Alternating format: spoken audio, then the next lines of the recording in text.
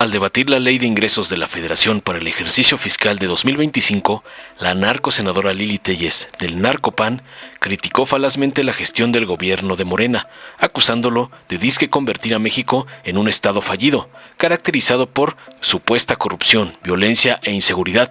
Según los delirios de la narco suripanta, el país ha retrocedido de ser una promesa emergente a ser un ejemplo de atraso, debido a la supuesta complicidad del gobierno con el crimen organizado y la falta de respeto a las instituciones democráticas. Espetó que la imagen de México en el extranjero, en comparación con países como Canadá, disque ha sido profundamente dañada, reflejando debilidad y desorden. Insistió alucinando en que el camino para recuperar la dignidad y el respeto internacional pasa por el trabajo, el orden y la eliminación de lo que provocadora calificó como un régimen de narcoizquierda, concluyó su cantaleta narcopanista. Tras oír la sarta de barrabasadas y sandeces de la narcomeretriz del señor X y Lord Evasor, la senadora Julieta Ramírez de Morena debatió contundente las críticas, destacando los logros del actual gobierno en materia de reducción de pobreza y desigualdad. Defendió el modelo de economía moral implementado por la administración de López Obrador, que, afirmó tajante, ha sacado a millones de personas de la pobreza a través de programas sociales directos y aumentos significativos al salario mínimo.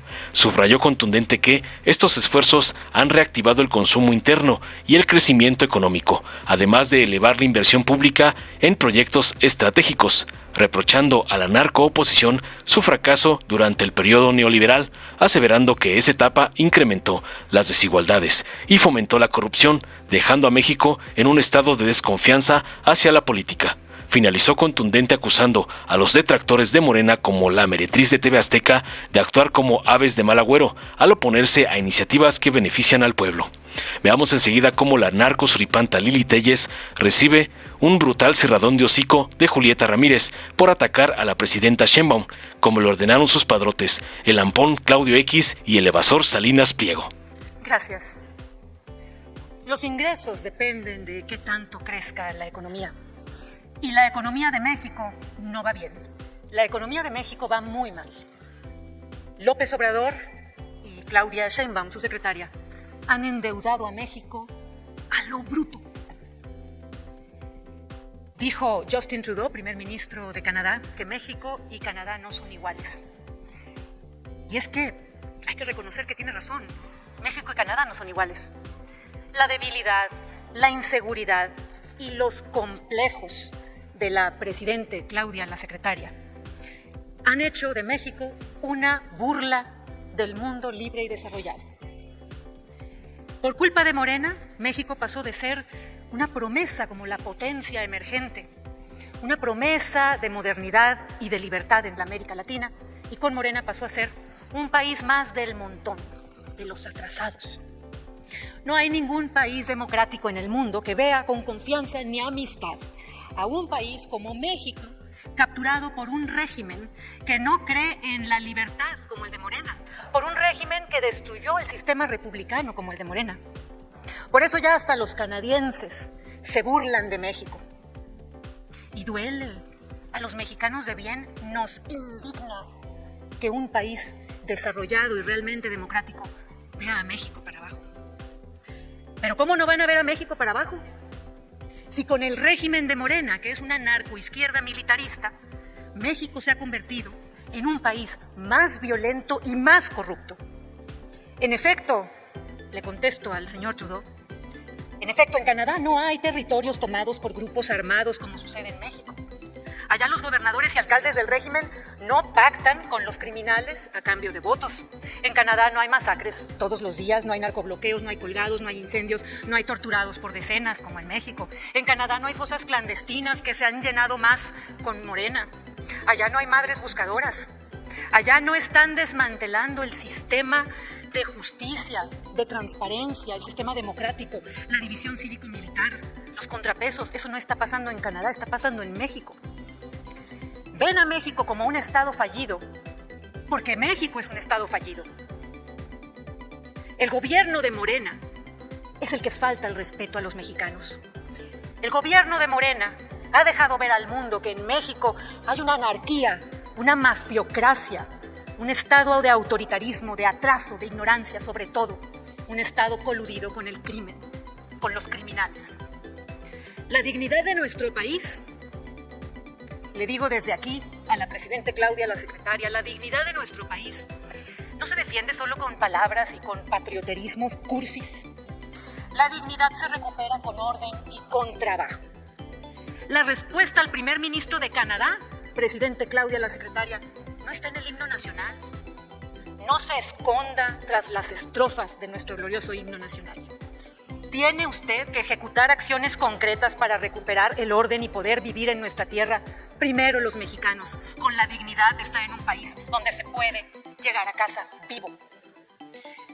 Si México quiere que se le respete en el mundo, primero la presidenta Claudia, la secretaria, tiene que respetar a México, tiene que respetar la ley, tiene que respetar la vida, tiene que respetar a la República y la libertad individual. Morena tiene que dejar de desmantelar las instituciones. Morena tiene que dejar de entregarse a los cárteles, al crimen organizado y desorganizado. Morena tiene que dejar de seguir ahuyentando a la iniciativa privada, tiene que dejar de atacar a la familia, a la propiedad y a la República. Pero finalmente, para que a México lo respeten los países democráticos, tenemos que echar a la narcoizquierda del poder. Tenemos que echar a Morena, que quiere a México en el nivel de Cuba, Venezuela y Nicaragua. Quiere un México en la pobreza, en la esclavitud, sin libertad. Quiere un México ignorante para que solo esos burócratas y parásitos de la narcoizquierda puedan seguir en el poder. A Claudia, la secretaria, le doy un consejo desde aquí. Ya no sea timorata, no sea miedosa, no sea apocada ante las naciones democráticas. Así como tardó tanto tiempo en hablarle al señor Trump, llámele al señor Trudeau. ¿Por qué no ha tomado un avión para salir a ver al presidente electo de los Estados Unidos, para ir a ver al señor Trudeau y dialogar y defender a México sin miedo? Habla mucho de soberanía la presidenta Claudia, la secretaria. Esa soberanía que ella ha dejado en manos del crimen organizado. Todos lo sabemos en México. Y claro, lo sabe el señor Trudeau, lo sabe el señor Trump y lo saben en todo el mundo. Los mexicanos merecemos ser de primera, no de cuarta. Y para ello vamos a volver a fundar a la República. Muchas gracias. Con su venia, presidente. Adelante.